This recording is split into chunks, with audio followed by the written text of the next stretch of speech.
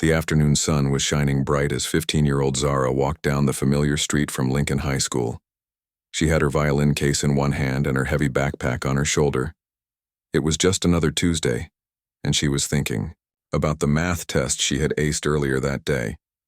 Zara was the kind of student every teacher loved. She never missed homework, always raised her hand to answer questions, and helped other kids when they struggled. Her locker was covered with honor roll certificates, and her teachers often used her essays as examples for other students. She lived just 6 blocks from school, and walking home was her favorite part of the day. It gave her time to think and plan her evening. Today she was excited because she had violin practice later, and her instructor had promised to teach her a new piece. As she walked past the school parking lot, she noticed a police car slowly driving behind her. At first, she didn't think much of it. Police cars were common around the school, especially during dismissal time, but when she turned the corner, the car followed her. Zara felt a little nervous but kept walking. She had never been in trouble with the police. In fact, she had never even gotten a detention at school. Her parents had always taught her to be respectful to everyone, especially authority figures. The police car suddenly stopped, and a tall officer got out. He was in his 40s with a stern face and cold eyes that made Zara feel uncomfortable immediately.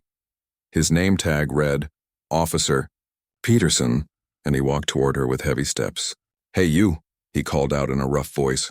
"Stop right there." Zara stopped and turned around, confused. "Yes, sir? Is something wrong?" Officer Peterson looked her up and down with suspicion. "We got a report about someone vandalizing property around here. You match the description." Zara's heart started beating faster. She had never vandalized anything in her life. "I think there's been a mistake, sir. I was just walking home from school." "That's what they all say," Peterson replied, with a sneer. "What's in the case?" "It's my violin, sir. I can show you if you want." But Peterson wasn't interested in listening. He had already made up his mind about who Zara was just by looking at her. His prejudice clouded his judgment, and he saw what he wanted to see rather than the truth standing in front of him. "Put your hands where I can see them," he ordered. Zara was shocked. She had seen things like this on the news, but she never thought it would happen to her. She was just a kid walking home from school with her violin. She slowly raised her hands, still holding her violin case. "I have my student ID in my backpack," she said politely. "I can show you that I go to Lincoln High. My teachers know me. Principal Williams knows me too." Peterson stepped closer, invading her personal space. "Are you trying to tell me how to do my job?" "No, sir. I just want to help clear up the confusion by—" Now some other students who were walking home had stopped to watch. They recognized Zara and knew she was one of the nicest kids in school. A few of them started recording with their phones, sensing that something wasn't right. Zara noticed her classmates watching and felt embarrassed. She had never been the center of attention like this, and certainly not for something negative. She just wanted to go home and tell her parents about her good grade on the math test. "Please, sir," she said, her voice starting to shake. "Can I call my parents? They're probably wondering where I am." This simple request made Peterson even angrier. In his twisted view, Zara asking to call her parents was somehow disrespectful. He had been a police officer for 12 years, and during that time he had developed a reputation among his colleagues for being too aggressive, especially with certain people. There had been complaints about Peterson before. 8 different families had filed reports about his behavior, but somehow he always managed to keep his job. His supervisors often overlooked his problems because he wrote a lot of tickets and made many arrests, which looked good on paper. "You don't get to make demands," Peterson said, moving even closer to Zara. The students watching could see that Zara was scared. She was just a small 15-year-old girl facing a grown man who was supposed to protect her, but was instead making her feel threatened. "I'm not making demands, sir. I just thought you thought wrong," Peterson interrupted. "Turn around and put your hands behind your back." Zara couldn't believe what was happening. "But sir, I haven't done anything wrong. I'm just trying to get home." The fear in her voice was clear to everyone watching, but Peterson ignored it. He grabbed Zara's right arm and started to twist it behind her back.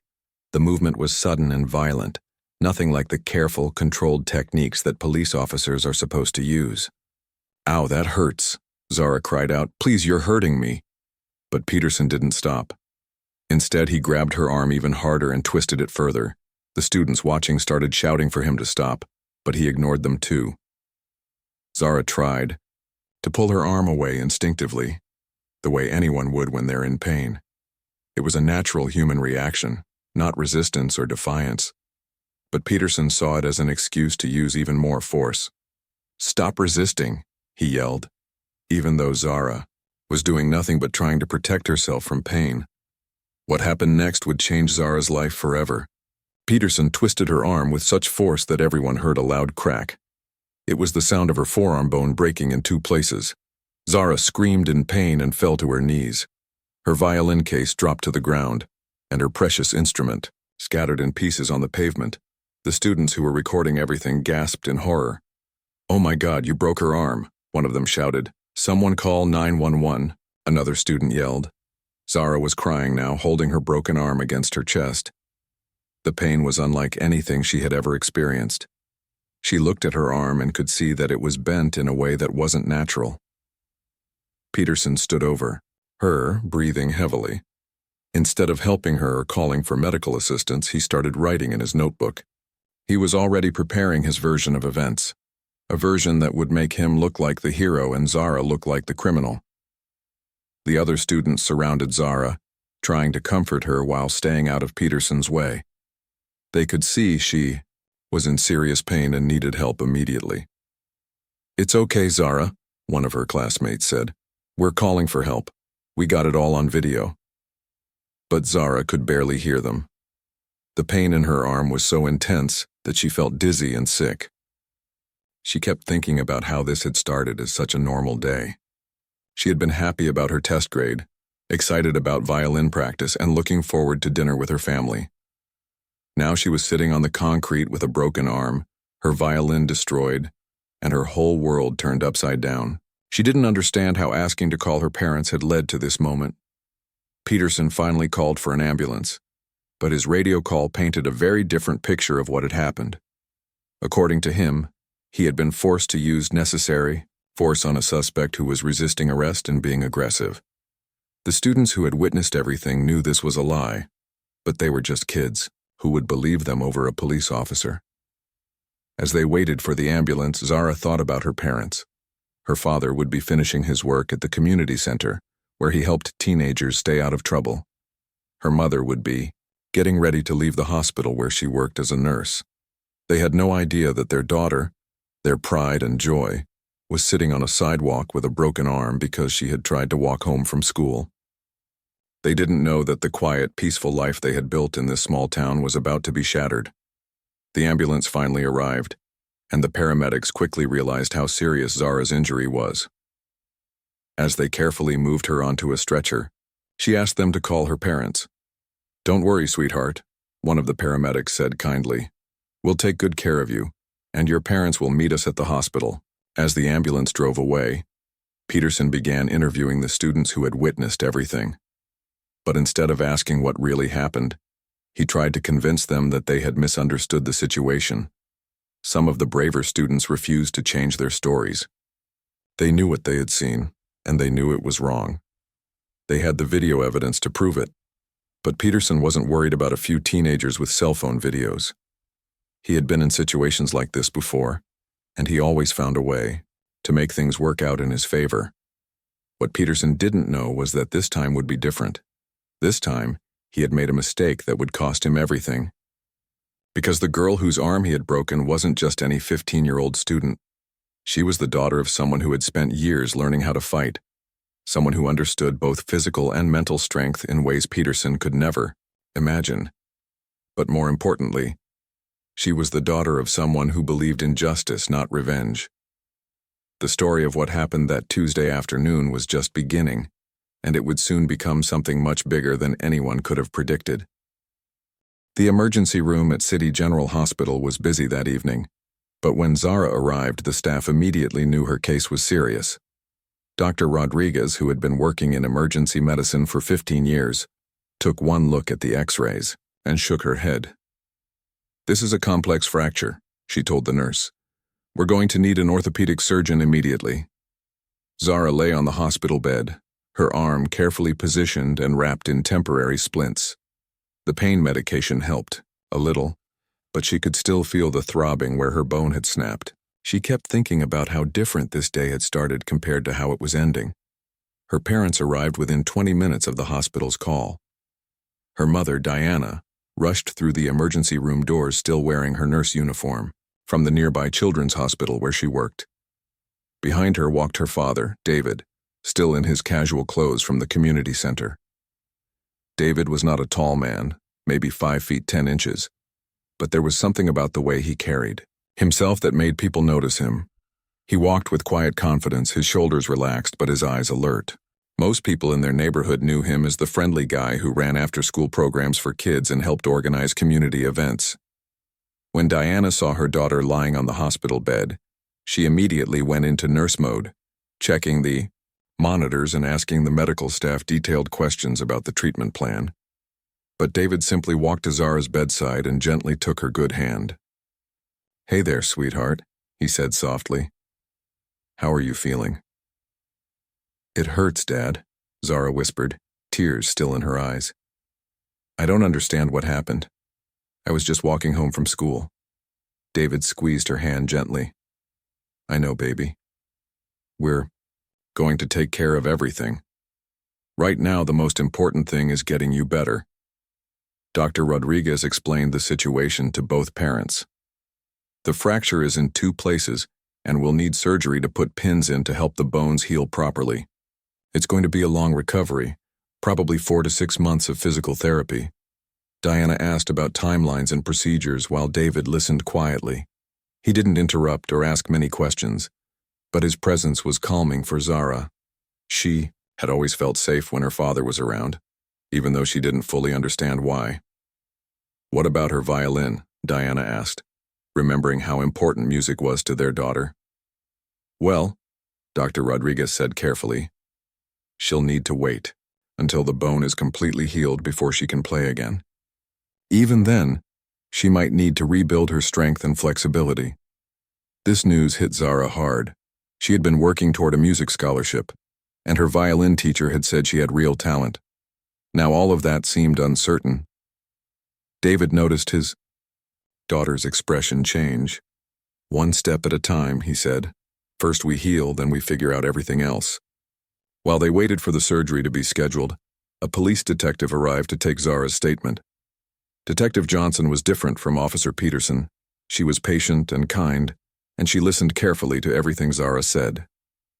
"Can you tell me exactly what happened starting from when you left school?" Detective Johnson asked. Zara told her story, and Diana held her good hand while David stood quietly nearby. As Zara described how Peterson had grabbed her arm and twisted it, David's jaw tightened slightly, but he didn't interrupt. "Did Officer Peterson explain why he stopped you?" the detective asked. "He said I matched the description of someone who was vandalizing property, but he never showed me any report or told me what I supposedly did wrong." Detective Johnson wrote everything down carefully. "Several students recorded parts of the incident. We'll be reviewing that footage as part of our investigation." After the detective left, the family was alone again. Diana went to handle the insurance paperwork, leaving David and Zara by themselves. "Dad, I'm scared," Zara admitted. "What if people think I really did something wrong? What if this affects my college applications?" David pulled a chair close to her bed and sat down. "Listen to me carefully, sweetheart. You did nothing wrong. Nothing at all. Sometimes bad things happen to good people, and it's not fair. But we don't let those bad things define us. But what if no one believes me?" "The truth has a way of coming out," David said calmly. "And we have witnesses. We have video. Most importantly, we have each other." There was something about the way her father spoke that made Zara feel better. He wasn't angry or upset even though his daughter had been hurt. He was calm and confident, like he had dealt with difficult situations before. What Zara didn't know was that her father had dealt with much worse situations than this. In another life, before she was born, David had faced opponents who were trying to hurt him in front of thousands of people. He had learned to stay calm under pressure, to think clearly when others were emotional, and to never let anger control his actions. The surgery was scheduled for the next morning. Dr. Martinez, the orthopedic surgeon, explained the procedure to the family. We'll use small metal pins to hold the bones in place while they heal. The surgery itself will take about 2 hours. That night, David stayed at the hospital while Diana went home to get some rest and pack a bag for Zara. As visiting hours ended, he sat in the uncomfortable hospital chair next to his daughter's bed. "Dad, you don't have to stay here all night," Zara said drowsily, the pain medication making her sleepy. "I'm not going anywhere," he replied. "Get some rest." Around midnight, when Zara was sleeping, David stepped into the hallway to make some phone calls. First, he called his supervisor at the community center to explain that he wouldn't be in for the next few days. "Take all the time you need," his supervisor said. "We'll cover your programs. Is there anything else we can do to help?" David's second call was to a lawyer his family had used before for simple matters. "I need someone who handles civil rights cases," he explained. "This sounds serious, David. Let me give you the number of someone who specializes in police misconduct cases." His third call was to his brother, who lived in another state. "I wanted you to hear this from me before you see it on the news," David said. "On the news? What happened?" David explained the situation calmly, the same way he had explained everything else that day. His brother was outraged, but David remained steady. "I can't believe someone would do that to Zara," his brother said. "She's the sweetest kid in the world. What are you going to do?" "We're going to handle this the right way," David replied. "Through the proper channels." "David, you know you could—" "No," David interrupted firmly. "That's not who I am anymore. That's not who I want to be for my daughter." The next morning, Zara's surgery went well. Dr. Martinez was pleased with how the pins were positioned, and he expected a full recovery with proper physical therapy. Several of Zara's teachers and classmates had sent flowers and get-well cards to the hospital. While Zara was in recovery, David and Diana met with the civil rights attorney, Ms. Thompson. She had reviewed the videos that the students had shared and was appalled by what she saw. "This is clearly excessive force," she said. "Officer Peterson had no justification for using this level of physical control on a minor, especially one who was being cooperative." "What happens next?" Diana asked. "We file a complaint with Internal Affairs and we also file a civil lawsuit.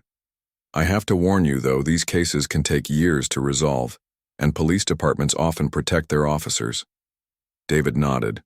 "We understand, but we want to make sure this doesn't happen to another child." Ms. Thompson looked at David curiously. "The officer who did this has had multiple complaints filed against him over the years. None of them resulted in serious consequences. But your case is different." "How so?" "Well, for one thing, we have clear video evidence from multiple angles, but also, there's been a lot of media interest in your daughter's case." David looked confused. "Media interest? We haven't talked to any reporters.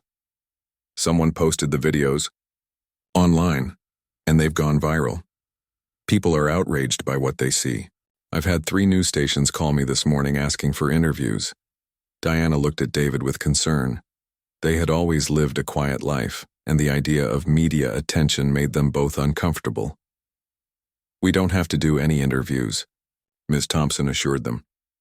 "But the public attention might actually help your case. It's harder for departments to sweep things under the rug when everyone is watching." Later that day, as Zara was waking up from surgery, a nurse came to David with a message. "There's a reporter outside who says she's from Channel 7 News. She's asking to speak with you about your daughter's case." David looked at Diana, who shrugged. "It's up to you." "Tell her we're not ready to make any statements yet," David said. "Our focus right now is on our daughter's recovery." But as David walked back to Zara's room, he noticed something strange. Other people in the hospital were looking at him differently. Some were nodding respectfully. Others were whispering to each other when they thought he couldn't see. A young man who was visiting his grandmother stopped David in the hallway. "Excuse me, sir. Are you David Thompson?" David nodded cautiously. "I just wanted to say that I'm sorry about what happened to your daughter." But I also wanted to tell you that my dad and I used to watch you fight when I was a kid. You were amazing." David thanked the young man politely and continued walking, but he realized that his old life was about to collide with his new one in ways he had never expected. The secret he had kept for 15 years, the championship belts, hidden in the attic, the old training videos that his neighbors had never seen. All of that was about to become public knowledge, and Officer Peterson, who thought he had bullied just another helpless teenager, was about to learn that he had made the biggest mistake of his career. 3 days after the surgery, Zara was finally able to go home. Her arm was in a cast that went from her wrist to her elbow, and she had to wear a sling to keep it stable. The doctors said she was healing well, but the physical therapy would be long and difficult. David had taken time off work to help take care of his daughter. He made her breakfast every morning, drove her to doctor appointments, and sat with her while she did her homework with one hand. Diana continued working at the hospital but came home every day during her lunch break to check on them. The videos of what happened to Zara had spread far beyond their small town. People from all over the country were sharing the footage and expressing their anger about how a police officer could treat a young girl so badly. The local news stations had picked up the story, and even some national news programs were starting to pay attention. David tried to keep Zara away from all the media coverage. He didn't want her to see some of the angry comments people were making online, even though most of them were supporting her. He wanted her to focus on getting better, not on becoming famous for something terrible that had happened to her. But keeping the story quiet became impossible when a young journalist named Lisa Chen decided to dig deeper into the case. Lisa worked for the local newspaper, but she had dreams of becoming an investigative reporter for a bigger publication. She saw Zara's story as her chance to make a real difference. Lisa started by interviewing the students who had witnessed the incident. She also requested public records about Officer Peterson's history with the police department. What she found shocked her. Peterson had been involved in 8 different complaints over his 12-year career. 3 of those complaints had resulted in the city paying money to settle lawsuits. All of the people who had complained about Peterson shared something in common, and it wasn't hard to see the pattern. But Lisa wanted to know more about Zara's family. She had heard that David was well respected in the community, but when she started asking around, she discovered something interesting. Some of the older residents remembered David from before he moved to their town, but they were vague about details. "He was somebody important," one elderly man told her. "I remember seeing him on TV years ago, but I can't recall exactly what for." Lisa decided to do some research into David's background. She started with social media, but David barely used Facebook and didn't have Instagram or Twitter. She tried searching his name online, but David Thompson was so common that she got millions of results. Then she remembered something the elderly man had said about seeing David on TV. She wondered if David had been involved in some kind of public service or community work that had gotten media attention. Lisa spent hours searching through old news archives, trying different combinations of David's name and their town. She was about to give up when she decided to try one more search term: David Thunder Thompson. The results that came up made her jaw drop. The first headline read, "Thunder Thompson retires from boxing after legendary career." The article was from 15 years ago, and it included a photo of a younger David holding a championship belt over his head. Lisa couldn't believe what she was reading.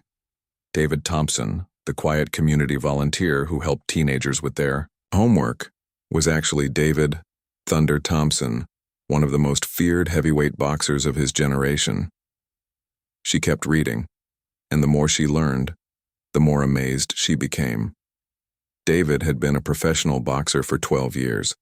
He had won 38 fights, with 32 of them ending in knockouts. He had held the World Boxing Council heavyweight title for 2 years, and had been ranked in the top 3 heavyweights in the world for most of his career. The articles described fights where David had knocked out opponents who were much bigger than him. There were photos of him standing over fallen fighters, his gloves raised in victory.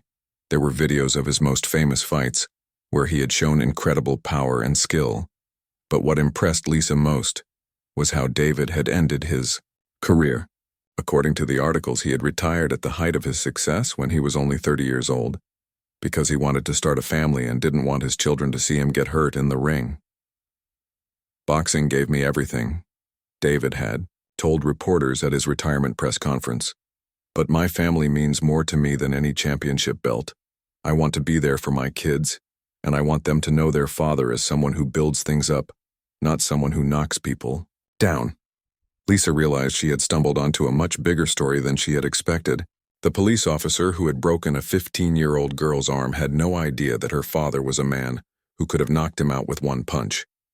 She called David's house, hoping to get an interview. "Hello, Mr. Thompson. This is Lisa Chen from the Herald newspaper. I'm writing a story about what happened to your daughter, and I was wondering if I could ask you a few questions." "I appreciate your interest," David replied politely. "But we're not doing interviews right now. We're focused on Zara's recovery." "I understand that completely," Lisa said. "But I think people should know who you really are. I've been researching your background, and I found out about your boxing career." There was a long pause on the other end of the phone. "Mr. Thompson, are you still there?" "Yes, I'm here," David said quietly. "That was a long time ago. It's not relevant to what happened to my daughter." "I think it is relevant," Lisa pressed. "People need to know that Officer Peterson didn't just hurt any teenager. He hurt the daughter of a man who could have seriously injured him if he had wanted to. But instead of seeking revenge, you're handling this through the legal system. That shows incredible character." David was quiet again. Finally, he said, "If you're going to write about this, please focus on my daughter and what happened to her. Don't make this about me." "I promise the focus will be on seeking justice for Zara," Lisa assured him. "But your story is part of her story now." Lisa's article came out 3 days later. The headline read, "Police Officer Breaks Arm of Boxing. Champion's Daughter. Father Chooses Justice Over Revenge." The article told the complete story, starting with what happened to Zara and then revealing David's incredible boxing background. Lisa had found old fight videos and photos that showed David in action, and she contrasted them with recent photos of him volunteering at the community center. The article went viral immediately. News websites across the country picked it up, and social media exploded with people sharing the story. The contrast between David's incredible fighting ability and his peaceful response to his daughter's injury captured everyone's imagination. People started posting comments like, "This man could have destroyed that cop, but instead he's showing real strength by doing the right thing." David Thunder Thompson was a beast in the ring, but he's an even better father outside of it. Officer Peterson has no idea how lucky he is that he messed with a man of character instead of a man of violence. The story reached the national news within 24 hours. CNN, Fox News, and other major networks all covered it. Sports websites ran articles about David's boxing career and how he had walked away from millions of dollars to be a better father. David tried to keep Zara away from all the attention, but it was impossible.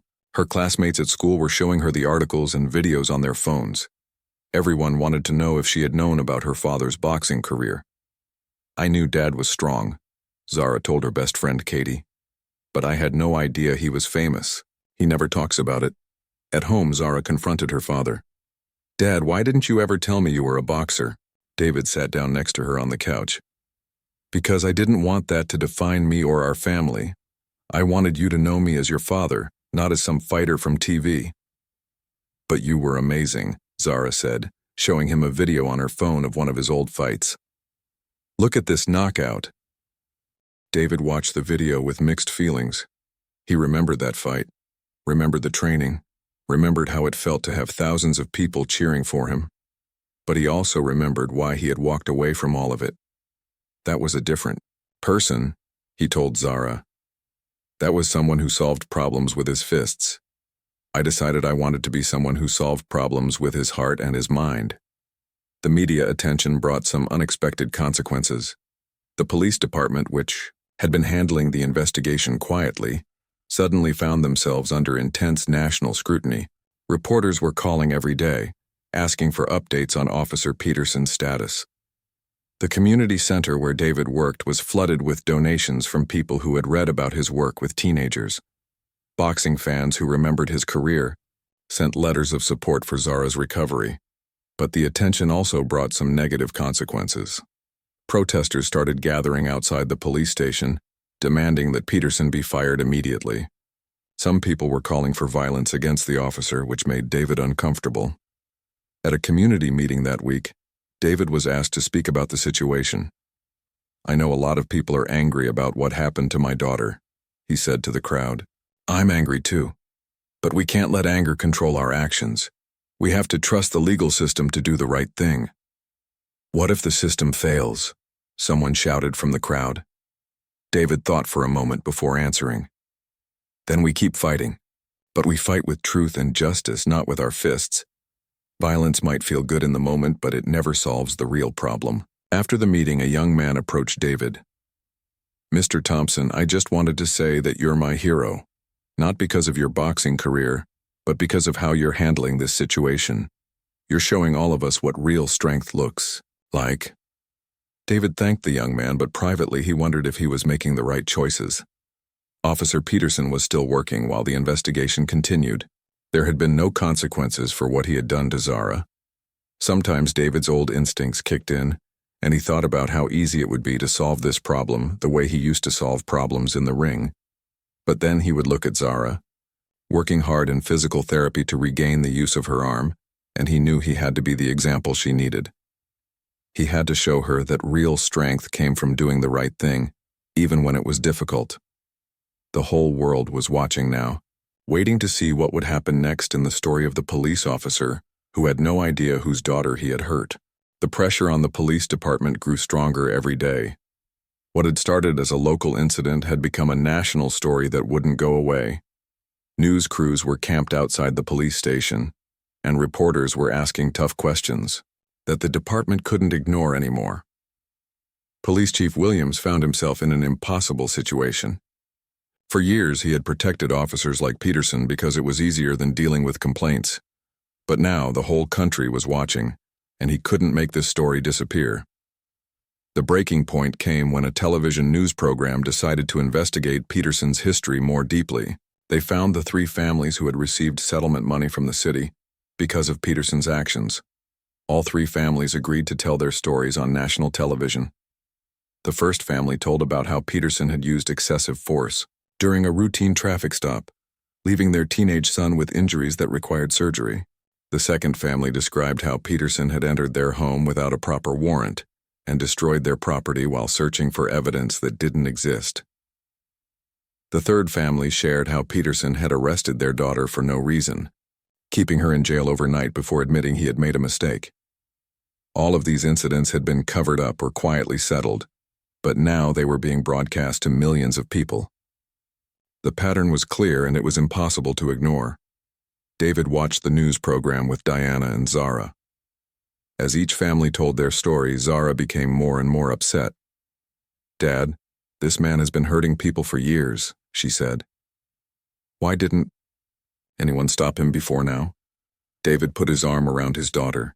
"Sometimes it takes something big to make people pay attention to something that's been wrong for a long time. Maybe what happened to you will help make sure it doesn't happen to other kids." The next morning, David received a call from the police. Chief himself. "Mr. Thompson, this is Chief Williams. I was wondering if you and your family would be willing to meet with me to discuss your daughter's case." David was surprised. The chief had been avoiding all contact with the media and with Zara's family since the incident happened. "What would be the purpose of this meeting?" David asked. "I think it's time we had an honest conversation about what happened and what we're going to do about it." David agreed to meet, but only if their lawyer, Ms. Thompson, could be present. The meeting took place at City Hall, away from the media circus at the police station. Chief Williams looked tired and stressed when they arrived.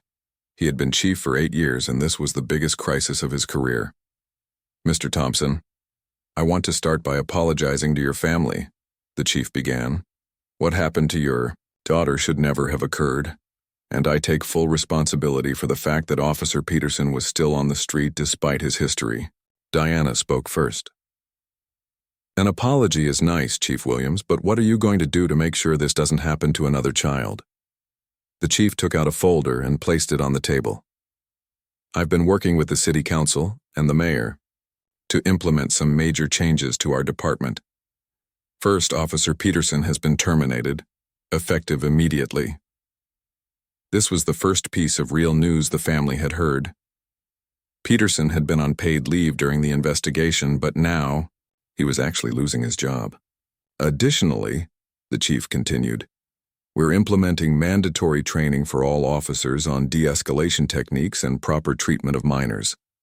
We're also requiring body cameras for every officer, and any officer who turns off their camera during an interaction with the public will face immediate suspension. Ms. Thompson, their lawyer, reviewed the documents the chief had brought. These are good first steps, but what about accountability for past actions? My clients aren't the only family that has been hurt by your department's failure to properly supervise problem officers. Chief Williams nodded.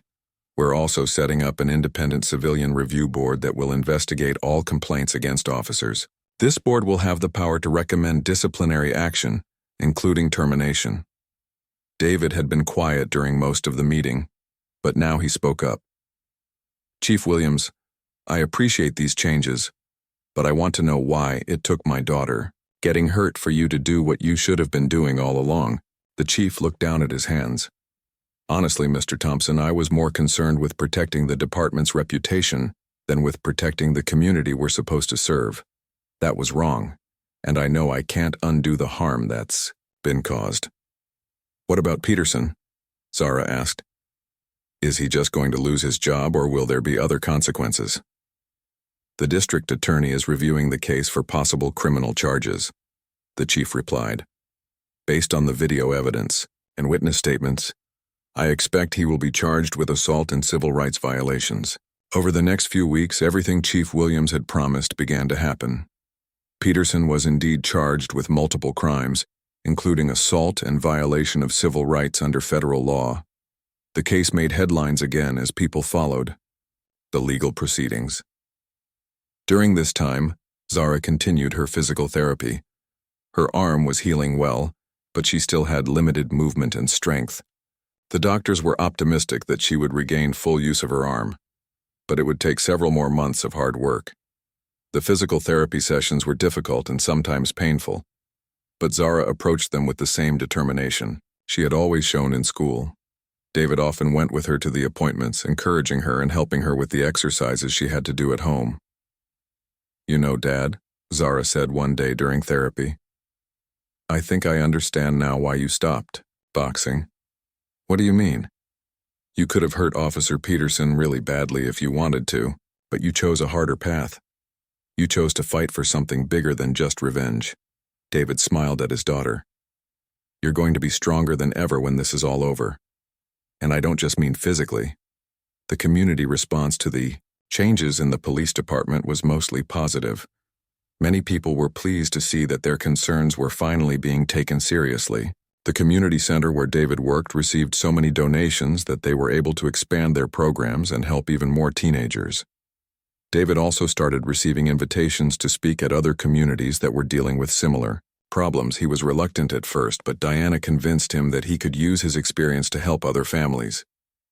You have a platform now, she told him. You can use it to make sure what happened to Zara helps prevent it from happening to other children. At his first speaking engagement, David addressed a room full of community leaders and activists. I want to be clear about something, he began. I'm not here because I used to be a boxer.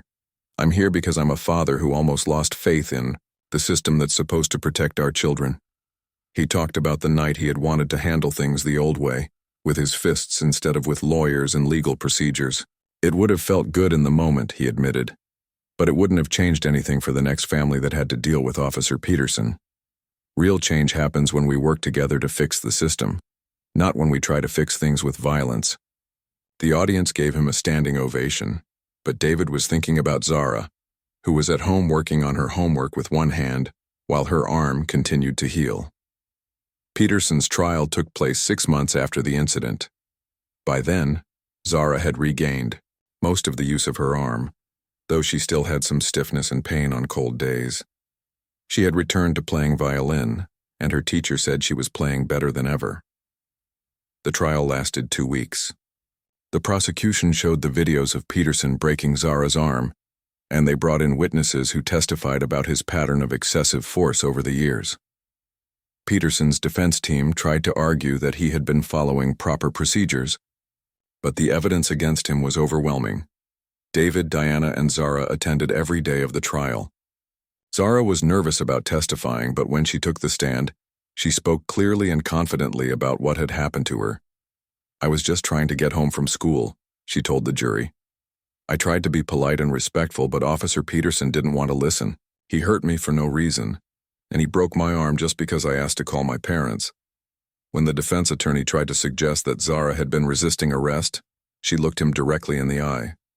"Sir, I'm 15 years old and I weigh 110 pounds. Officer Peterson is a grown man who weighs probably twice as much as me. How exactly was I a threat to him?" The jury deliberated for only 3 hours before returning with their verdict: guilty on all charges. Peterson was sentenced to 2 years in prison and ordered to pay for all of Zara's medical expenses. He was also banned from ever working in mob law enforcement again. After the trial, reporters asked David how he felt about the outcome. "I feel like justice was served," he said. "But more importantly, I feel like we've made some changes that will help protect other children. That's what this was really about." 6 months after the trial, Zara received a full scholarship to study music therapy at the State University. She had decided that she wanted to use music to help other people heal from trauma, just like she had healed from her own experience. Through her high school graduation, Zara was chosen to give a speech to her classmates. "3 years ago, something terrible happened to me," she began. "A person who was supposed to protect me instead hurt me. But that experience taught me something important about strength." She looked out at the audience and found her parents in the crowd. "Real strength isn't about how hard you can hit someone. Real strength is about how you choose to respond when someone hurts you. My father taught me that the strongest thing you can do is fight for justice, not just for yourself, but for everyone who comes after you." David wiped tears from his eyes as his daughter continued her speech. "Today, our police department is different because we chose to fight for change instead of fighting for revenge. Other communities are making similar changes because people heard our story and decided to act." As Zara finished her speech and walked across the stage to receive her diploma, David thought about how proud he was of the young woman his daughter had become. The boxing championships he had won years ago were gathering dust in the attic, but the real victory was sitting right there in front of him, ready to go out into the world and make it a better place. Peterson was in prison. The police department had changed its policies, and other communities were learning from their experience. But most importantly, Zara had learned that she was stronger than she ever imagined, and that sometimes the most important fights are the ones you win without ever throwing a punch.